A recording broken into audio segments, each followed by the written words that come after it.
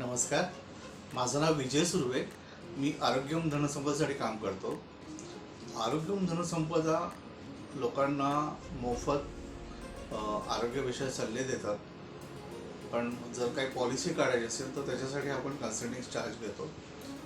आज आपण हा खास व्हिडिओ बनवला अशा तरुण पिढीसाठी जे गावातनं खेड्यातनं असे शहरामध्ये येतात नोकरी संदर्भात.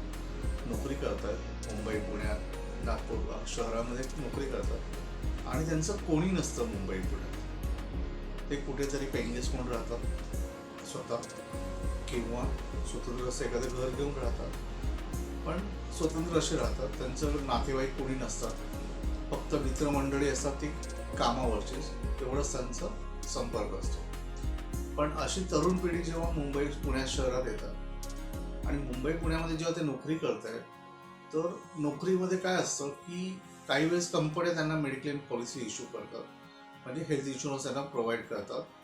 जर ते त्यांचं प्रोबेशन पिरियड आणि होऊन गेलं असेल तर, किंवा काही कंपन्यांमध्ये काही असं सोयीच नसते, म्हणजे हेल्थ इन्शुरन्स हा प्रकारच नसतो त्याच्याकडे. ते फक्त तुम्हाला पगार देतात, तुम्ही नोकरी करतात, दॅट्स ओके.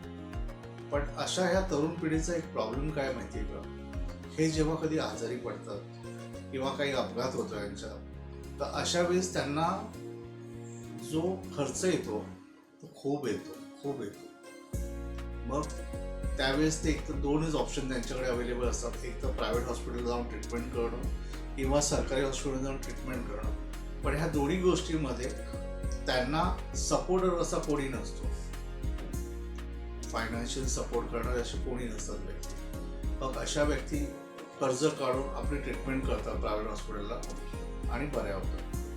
तर माझी अशा तरुण मुलामुलींना अशी विनंती आहे की जर तुम्ही मुंबई पुण्या सारखे शहरांमध्ये कामाला येत आहे, नोकरीसाठी येत आहे, तर तुम्ही आल्याबरोबर पहिलं काय करा, पहिल्या 1-2 पगारामध्ये, तर पहिला तुमचा हेल्थ इन्शुरन्स काढा आणि लाईफ इन्शुरन्स काढा. काय म्हणालो, स्वतःचा फक्त स्वतःचा सध्या तरी लाईफ इन्शुरन्स आणि हेल्थ इन्शुरन्स काढा. आम्ही त्याच्यासाठी प्रतिदिवस 50 रुपये म्हणून एक स्क्रोल येते, तुम्हाला ते वाचा, मला कॉल करा, आम्ही त्याच्याबद्दल माहिती देऊ. पण मेन उद्देश काय तुम्हाला आता मी हा व्हिडिओ बनवण्याचा, की जेव्हा तुम्ही मुंबई पुण्या शहरामध्ये येता तेव्हा एक विचार करा की मुंबई पुण्यामध्ये जसं तुम्हाला पगार जसा मोठ्या प्रमाणात चांगल्या क्वालिटीचा मिळतो, म्हणजे तुम्हाला गावाखेड्यामधल्या पगारापेक्षा मुंबई पुण्यामधल्या शहरामध्ये पगार हा चांगल्या पद्धतीने